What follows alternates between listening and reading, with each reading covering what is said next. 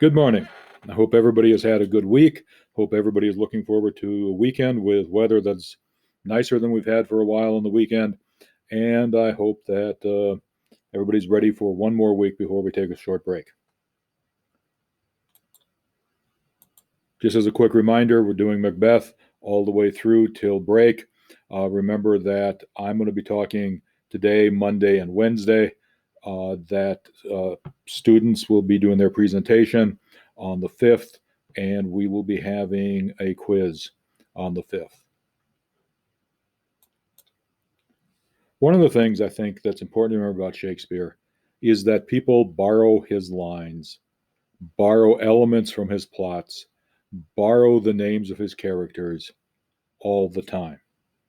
We talked about the evil that men do being used as the title of books and movies, and it didn't matter whether it was fiction or nonfiction, it became part of the film or the book title.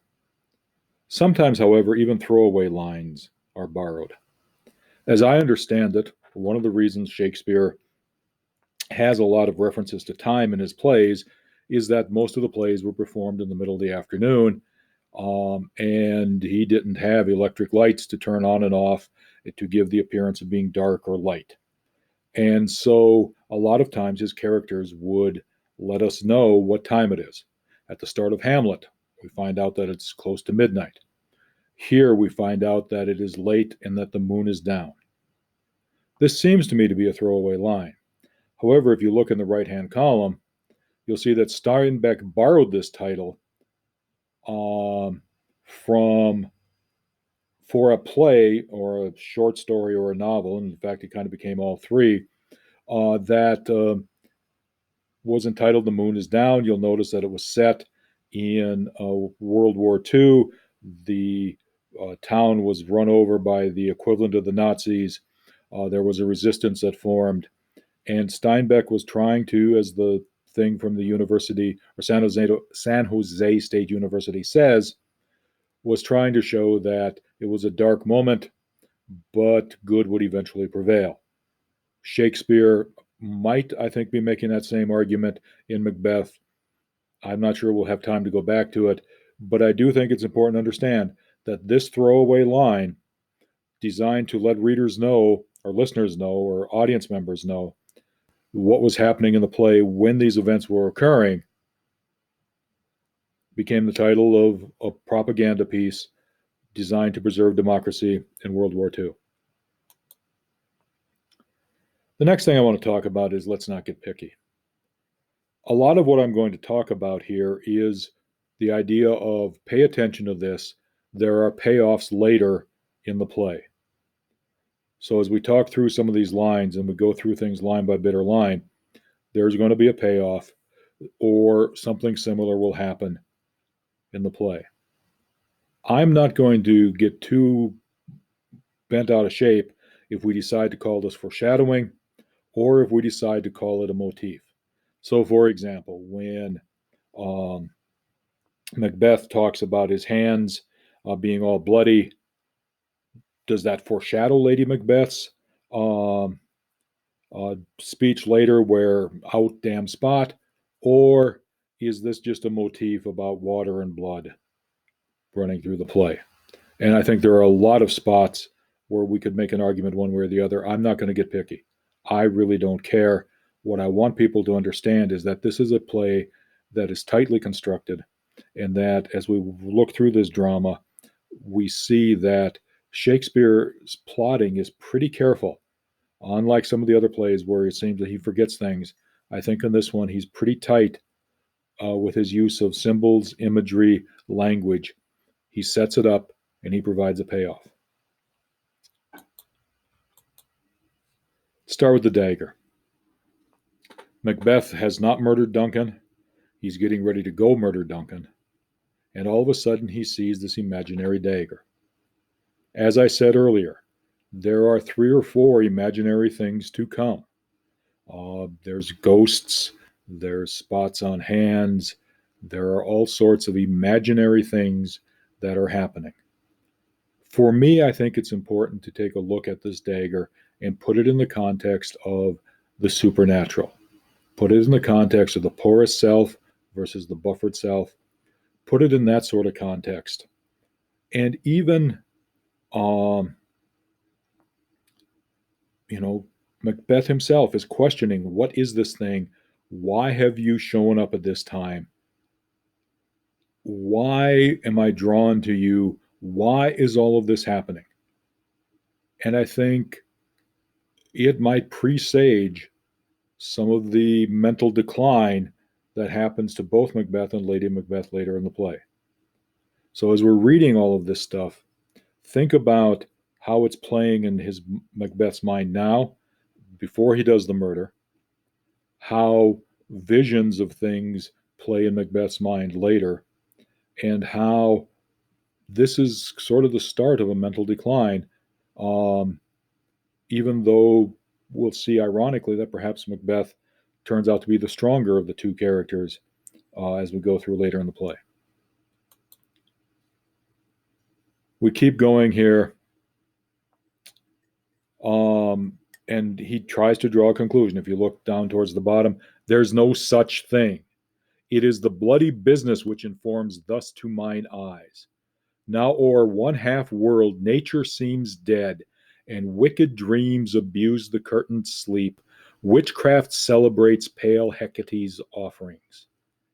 And so, as we're taking a look here, notice that there's this link to the witches. Hecate will show up later in the play.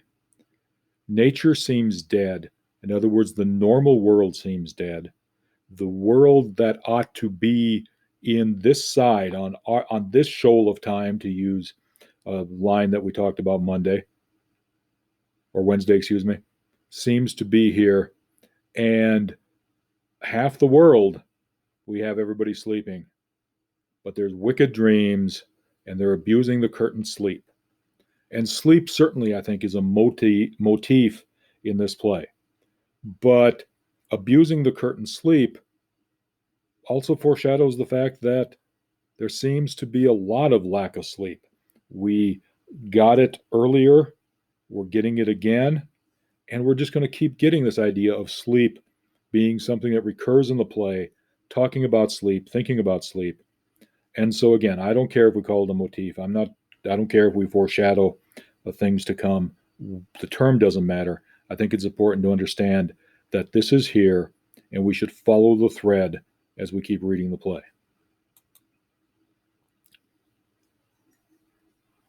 I think, again, as you look at the underlying stuff, it will make us mad. Macbeth doth murder sleep. Glaum hath murdered sleep. Macbeth shall sleep no more. All of these things, madness and sleep, are things that, once again, we're going to see. There's going to be a payoff later in the drama.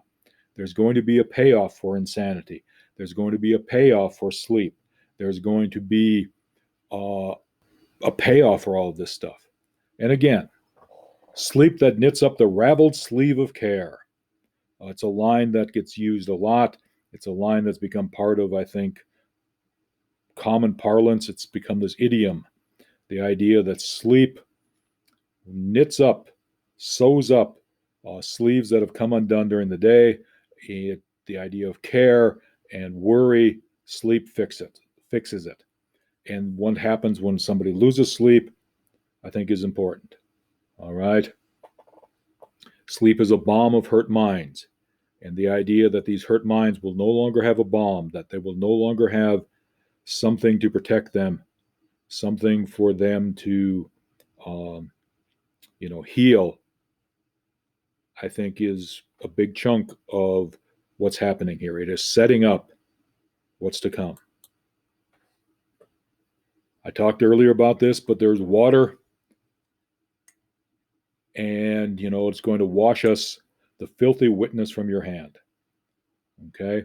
Also, take a look at the bottom part of this speech. Macbeth is panicking. Lady Macbeth is taking over. Lady Macbeth is pushing and driving still. I think it's important to understand that she is the driving force. As we talked about Wednesday, she said, let me take care of this. You can be king hereafter. And she is taking care of everything. And again, she is telling him to man up. Stop being a child. You're fearing a painted devil. You're not fearing something. I'll go do it. You're a wimp. You're a child. I'm more manly than you are, or at least I'm more adult than you are. And so, again, I think it's important to understand her strength here is showing up. Later on, we're going to see a reversal. And again, the line about the hand, the line about blood on the hand, we see it here in Lady Macbeth. We see her statement about her hands are of a color, but I shame to wear a heart so white. In other words, not pure this way, but I think cowardly. A little water clears us of this deed. And so now we have the hand turning the blood of a whole ocean red versus a little water clears us of the deed. It's not much, it's no big deal. And we look at about how that pays off later on in the play. Again, water, blood, spectral images, all of these things are going to come back. And I think Shakespeare is setting them up here, even though we don't see the murder. Remember, almost all of Shakespeare's violence happens off stage. Just like ancient Greek theater, almost all the violence happened off stage. For example, in the play Medea, we don't see Medea kill the children. That happens off stage. The bodies might be brought out and shown to Jason, but we don't see her do the actual killing. We don't see them do the killing here. We see the results of the killing.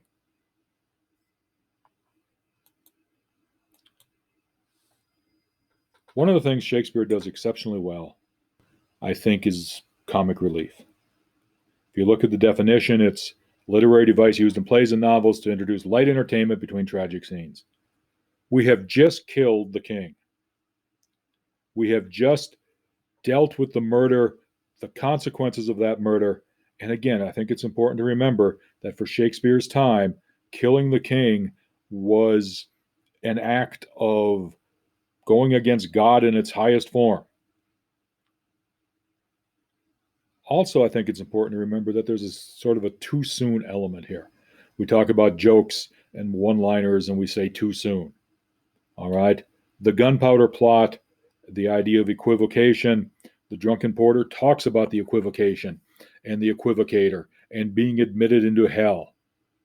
And I think for some of Shakespeare's audience, the idea of this is too soon. We shouldn't be laughing about this. But the drunken porter is doing a pretty good job if the right actor is playing it. Some of these lines are hilarious. And so I think perhaps it's too soon. Perhaps it's a guilty laughter.